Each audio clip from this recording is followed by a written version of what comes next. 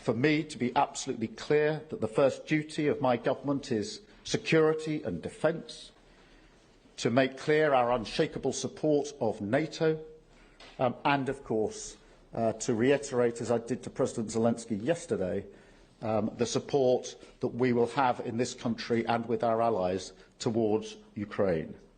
This is my video update on this Sunday afternoon, July the 7th. Let's talk about some news.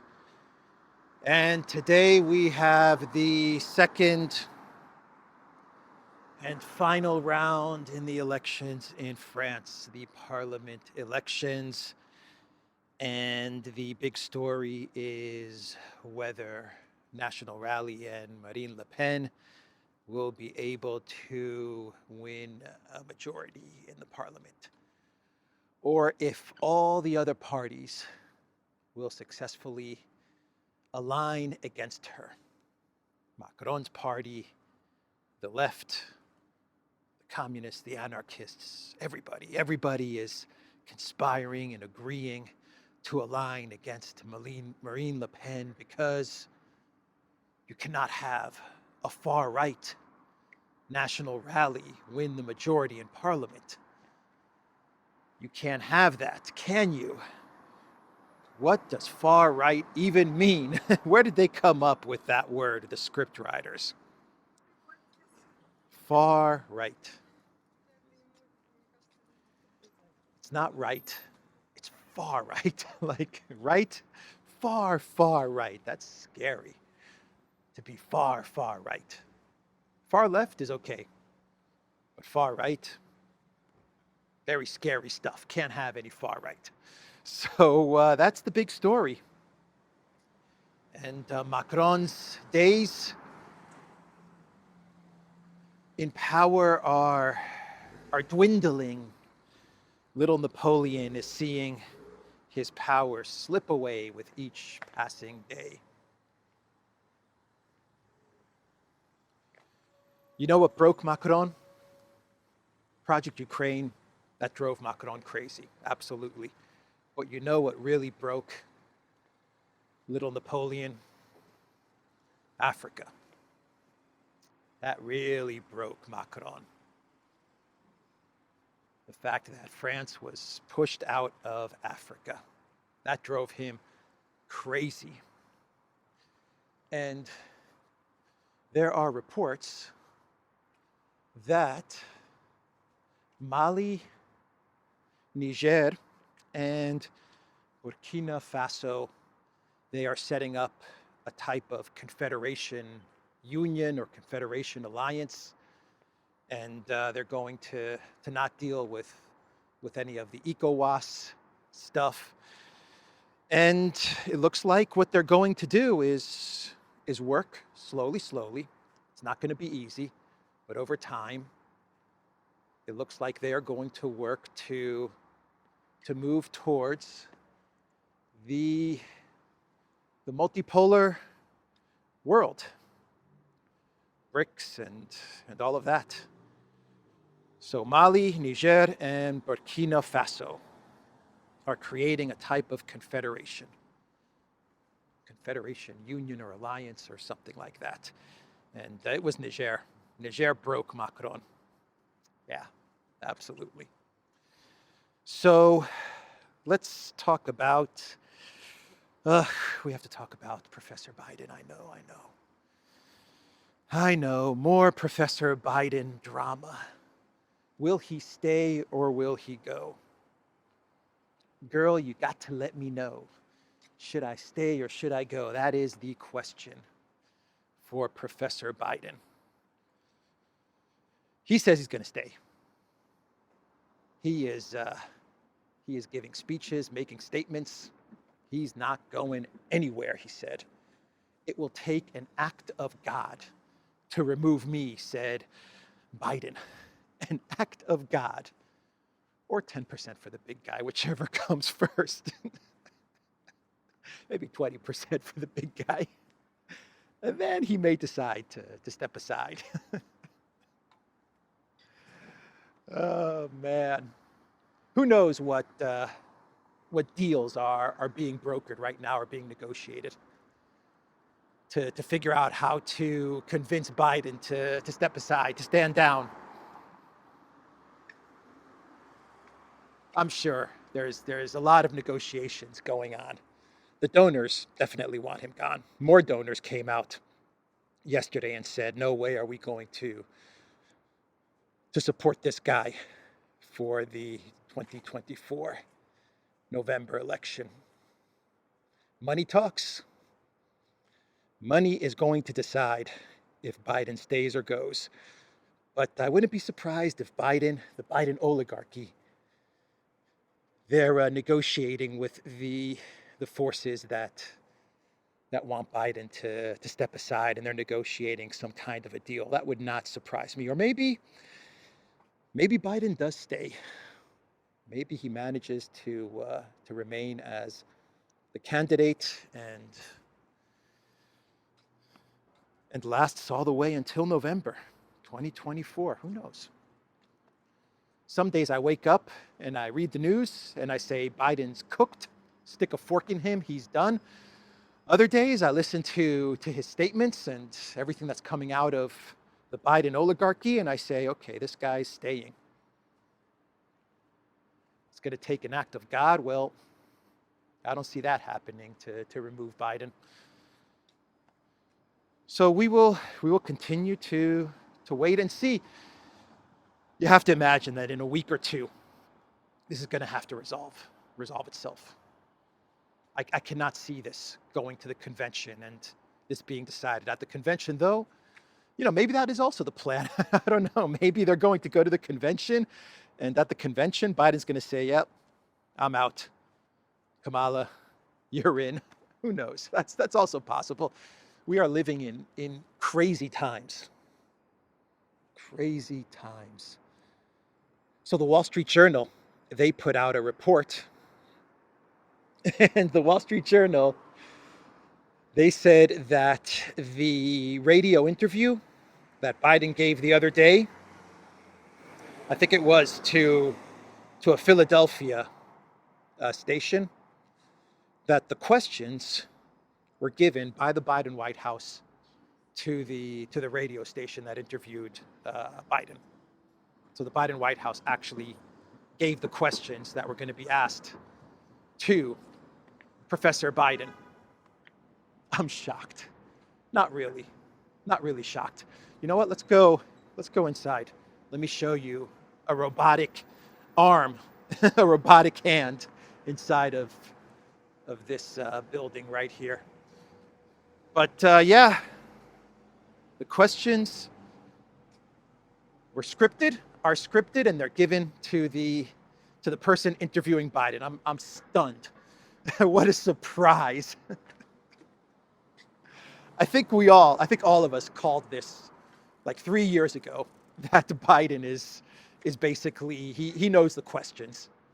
The interviewer either gives Biden the questions, or the Biden White House prepares the questions and gives them to the person interviewing Biden. Well, the Wall Street Journal is saying that it's the Biden White House that creates the questions and gives it to the person that's interviewing Biden. Shocker.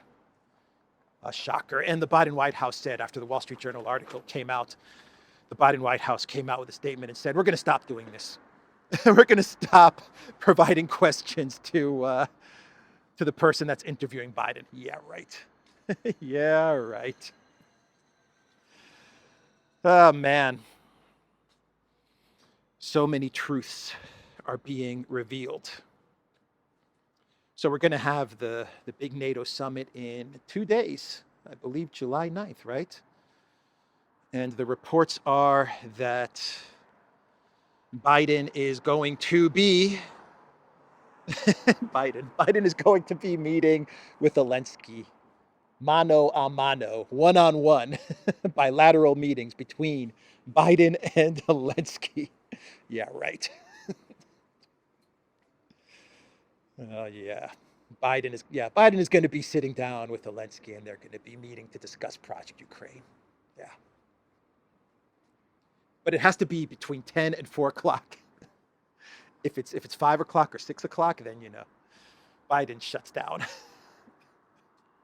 So Elensky has to make sure that the meeting is going to take place between 10 and 4. That's when Biden is as sharp as a tack, between 10 and 4 o'clock. And from what I understand, the United States is going to provide Ukraine with all kinds of goodies, air defense systems, and stuff like that. That's going to be the decision that's made. No entrance into NATO, but money and weapons. Decided by Biden. Biden's decision, right? Because Biden makes all the decisions. There are reports that Bulgaria is going to go to this NATO summit, and they're going to advocate for peace negotiations between Russia and Ukraine.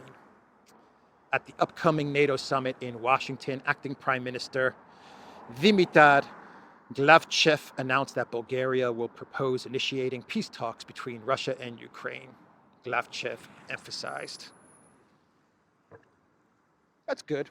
That's positive news, but I don't think anyone in NATO outside of Hungary is going to take this initiative from Bulgaria very seriously.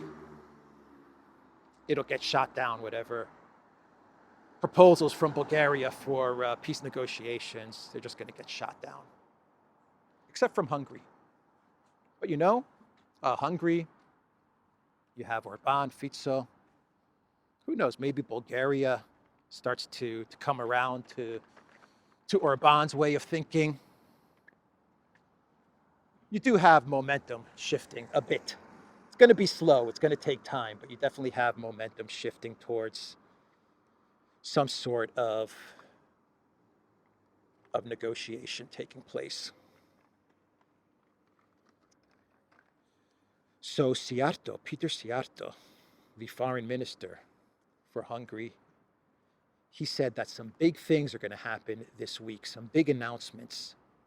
I think his statement was something along the lines of buckle up, because there are going to be some very big announcements connected to Hungary's shuttle diplomacy peace initiative for Ukraine. You know what I think the big announcement is going to be? Hungary will be in Orban, and I imagine Szijjártó, they will be in the United States at the NATO meeting. I think the big announcement will be a meeting with Trump, if I had to take a guess. A meeting with Trump, and maybe, this is just a guess, maybe there'll be some sort of an announcement from Trump and Orban saying that we're going to push for peace. Like a type of, I don't want to say alliance, but an initiative from Trump and Orban and maybe Fico and all of these leaders to say enough. Here's an outline. Here's a plan as to how we can get to some sort of a ceasefire or some sort of a solution with Project Ukraine. That would be a big announcement. And if they did that during the NATO conference, when the NATO conference is taking place, that would be awesome. Boy, would the NATO members be super upset with Hungary. But that's what Szijjártó said. Something big is coming. He said, buckle up. Buckle up. And Hungary was supposed to have a meeting. Szijjártó was supposed to have a meeting with Baerbock. And this was going to take place after the meetings in Moscow, and then they went to Azerbaijan, and Baerbock in Germany. Annalena 360 got very upset with the fact that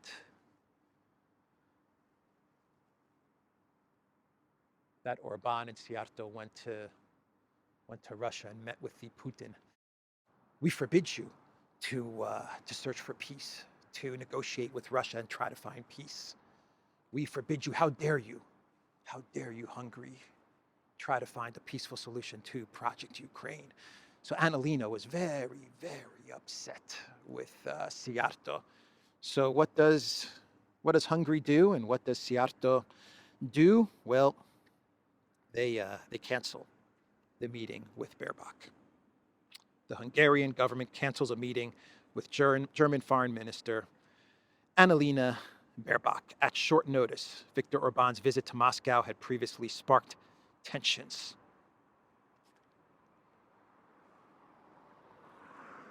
You know that's going to upset Annalena even more. The fact that she's been stood up by Siarto. Siarto stood her up. Yeah. So in Germany, we are getting reports from the publication Welt that the investigation into Nord Stream, you thought that that everyone had forgotten about Nord Stream. You thought that I had forgotten about Nord Stream. Well, I haven't. And Germany has not forgotten about Nord Stream. And Welt is reporting that the German investigation continues. And what have they found? What have the German investigators uncovered as they try to figure out the mystery behind the Nord Stream bombing? Well, according to Welt, the sabotage of Nord Stream was 10 years in the making. Wow, 10 years in the making. And they believe that this was a plot, a plan initiated by Ukraine over 10 years. The main suspects remain a Ukrainian group with ties to the ship Andromeda, whose crews visited Ukraine before the incident. New evidence has emerged linking Ukrainians to the case, writes De Welt. It is confirmed that the sabotage planning began a decade ago and involved state actors. This could seriously impact Germany's willingness to support Ukraine. Maybe an off-ramp for Germany. Maybe. If things continue to go really, really bad with Project Ukraine, and things are going really, really, really bad with Project Ukraine, then maybe this is the way out for Olaf Scholz and for Germany. To drop Project Ukraine and Elensky like a hot potato. And to say we can't support Ukraine any further because the investigation has shown that they were planning the Nord Stream sabotage over 10 years and we just cannot support Ukraine anymore. Maybe that's what this is all about. Who knows? They will continue to investigate the Andromeda. It all goes back to the Andromeda. So let's move on and let's talk about what's going on in the UK and Keir Starmer. Keir Starmer, he pledged his allegiance to Elensky and to Ukraine. That is one of the first things that he did as he became the new prime minister for the UK. He called up Elensky. I believe the first or the second leader he called up was Elensky, and he bowed down via phone. But he bowed down via phone to the man in the green t-shirts, and he said that the UK will always support Ukraine no matter what. That is what Keir Starmer said. Yeah. The most boring politician in the world, the most boring prime minister in the world, Keir Starmer. He called up Elensky. Keir Starmer. Do I have a Keir Starmer voice? I don't have a Keir Starmer voice. What would a good voice for Keir Starmer be? The most boring prime minister in the world. Let's see. Hey, Volodymyr. This is Keir Starmer, the new prime minister for the UK. Volodymyr, I just want to tell you that I support you, and I can't wait to meet with you to get a smell of that Elensky number 5. I don't know. Maybe that'll be my Keir Starmer voice. That's probably how Keir Starmer sounded when he called Elensky Man, the guy is boring. Elensky on the other line listening to Keir Starmer. Podolyak, who is this new prime minister for the UK? This man is boring. I almost went to sleep listening to him. Oh, boy.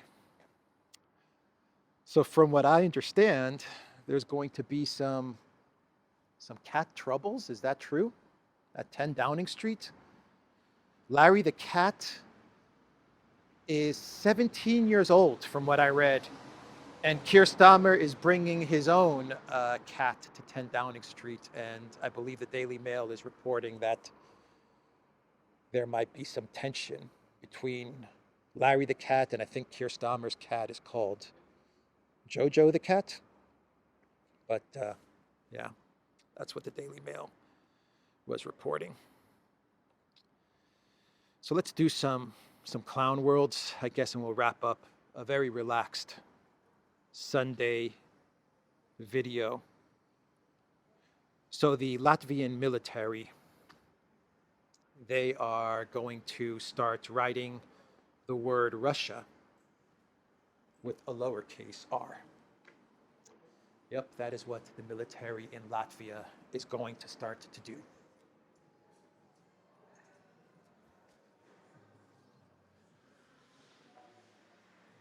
Let's check out the robot.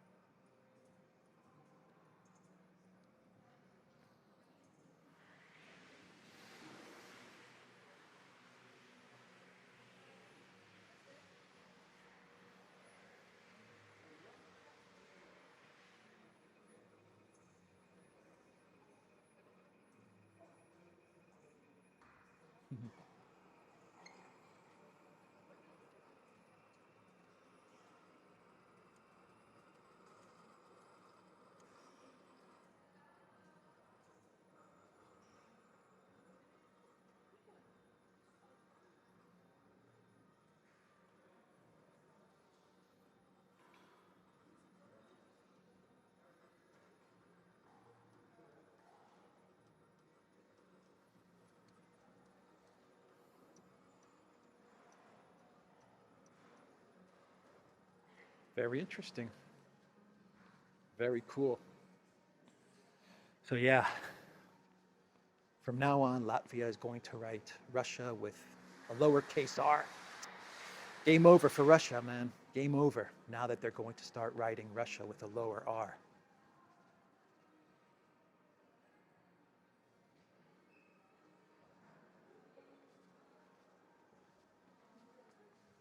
What else? Let's do one more clown world. From a YouGov survey, they conducted a survey, a poll, the other day with the question, who is the greatest threat to world peace? And guess who came in first place? In first place was Donald Trump with 41%. He was in first place. The greatest threat to world peace. Do you guys believe this poll? I don't. I don't buy it at all. Second place was Kim Jong-un. Third place was Khamenei, tied with Putin, and last place was Xi Jinping with 7%. The greatest threat to world peace? Bidenopolis, and what's happening right now in the United States. That is the greatest threat to world peace. Two wars, another war brewing with China, proxy war, Ukraine, Middle East, and no one knows who is running the United States. Now that's the greatest threat to world peace. And you have a bunch of knucklehead EU leaders. Yeah, that's the correct answer. Anyway, that's the video, everybody. theduran.locals.com. We are on Rumble, ODYSEE, BitChute, Telegram, Rockfin, and Twitter X. And go to the Duran shop, pick up some limited edition merch. You will find a link to the Duran shop down below in the description box. And check out this pin. This pin of Smolensk, which was given to me by some people that watch the channel that I met as I was walking around today, and they gave me this cool pin of Smolensk. Very nice gift. All right, everybody, that is the video. Take care.